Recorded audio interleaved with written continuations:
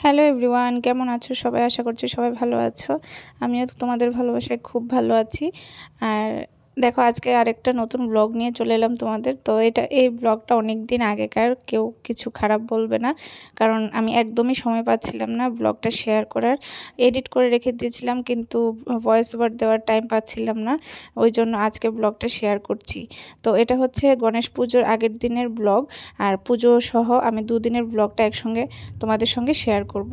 তো দেখো, আগের দিন চলে গেলাম আমরা দুজনে বাজার করতে, পুজোর আগের দিন বিকেলবেলা। তো এখানে মূর্তি কিনে আর কিছু বাজার করে আমি চলে এলাম গাড়ি করে, আর তোমাদের দাদাভাই চলে গেল স্কুটি করে, কারণ এতগুলো জিনিস একসঙ্গে স্কুটিতে করে আনা যাবে না। ওই জন্য আমাকে বলল, তুমি গাড়ি করে চলে যাও, আমি স্কুটিতে তোমার পেছন পেছন আসছি। তো দেখো, বাড়িতে এসে সবাই দেখো কাটাকুটিতে লেগে গেল, কারণ পরের দিন পুজো সকালবেলায় হবে, আর প্রসাদের জন্য আমাদের আগে থেকেই রেডি করে রাখলে একটু সুবিধা হবে। আর এদিকে দেখো, তোমাদের দাদাভাই আর ওর দুটো বন্ধু ডেকোরেশনের জন্য ওরা কাজ করছিল, একটু মজা করছিল। তো এটা হচ্ছে পুজোর দিন সকালবেলা, দেখো সবাই পুজোর কাজে লেগে গেছে।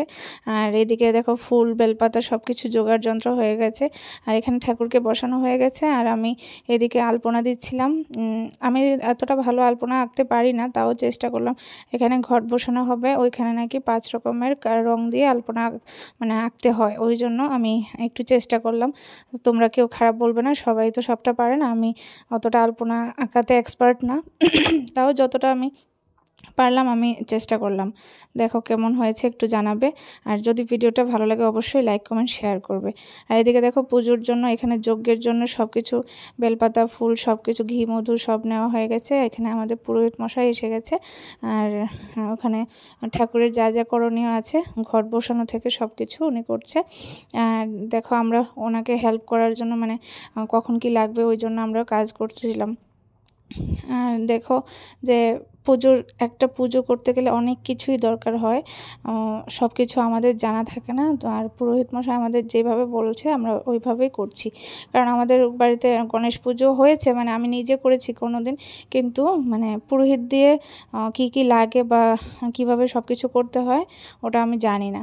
আর এদিকে প্রসাদের জন্য মা আর আমার জেঠিমণি কাজ করছিল। আর এদিকে দেখো, সংকল্পের জন্য আমাকে ডেকেছিল, আমি এখানে বসে সংকল্প করছিলাম। পুজোটা যেহেতু মানে আমার উদ্যোগে হচ্ছিল, ওই জন্য আমি বসেছিলাম। আর আমাদের যে ছোট্ট বাবা তখনও ঘুম থেকে উঠেনি, ওই জন্য ওকে আর মানে এখানে দেখাতে পারলাম না। আর দেখো আমাদের ডেকোরেশনটা কেমন হয়েছে আর ঠাকুরটাও কেমন হয়েছে অবশ্যই জানাবে। আর এখানে দেখো আমাদের মানে পুজোর সব কিছু যোগাযন্ত্র হয়ে গেছে। আর এখানে যজ্ঞের জন্য দেখো উনি সব কিছু রেডি করে নিয়েছে, এখানে এবার যজ্ঞ হবে।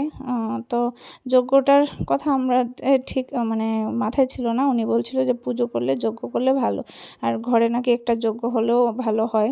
যজ্ঞের যে ধোঁয়াটা ওটা নাকি ঘরের সব নেগেটিভ এনার্জিকে দূর করে। আর এদিকে দেখো মানে আমাদের প্রসাদের জন্য সব কিছু রেডি হয়ে গেছে। এখানে দেখো খিচুড়ি আর একটু নিরামিষ সবজি হয়েছিল, ওটাই প্রসাদে সবাইকে দেওয়া হবে। আর দেখো পুজোর পরে আমরা সবাই খেতে বসে গেলাম, কারণ সবাই উপোস ছিল। দেখো বলতে বলতে পুজো শেষ, তারপর এখন হচ্ছে গণেশ বাবাকে বিদায় দেওয়ার সময়। তো আমরা নিয়ে যাচ্ছিলাম আমাদের বাড়ির পাশে একটা জলাশয় আছে, ওইখানে আমরা ওনাকে বিসর্জন দেব। তো ওই দেখো ছোট্ট বাবাকে এখন দেখতে পাচ্ছ, তখন বেলা ঠিক 12টা 1টা বাজবে, তখন আমরা যাচ্ছিলাম সবাই মিলে গণেশ ঠাকুরকে বিদায় জানাতে। তো বাড়ির সবাই চলে গেল, কাছেই ছিল, ওই জন্য আমরা গাড়ি করে অটো করে চলে গেলাম, আর কেউ বাইকে কেউ স্কুটিতে, ওরকম করে আমরা চলে গেলাম গণেশ বাবাকে বিদায় জানাতে। খুবই কষ্ট হচ্ছিল, ঠাকুর আসবে আসবে একটা মজা, কিন্তু যখন যাওয়ার সময় তখন যে কতটা কষ্ট হয় মানে সেটা বলে বোঝানোর না। এই দেখো আমার হাতে ঘরটা ছিল, ঘরটাও নাকি ভাসাতে হবে। তো আমরা চলে গেলাম। ভিডিওটা কীরকম লাগলো অবশ্যই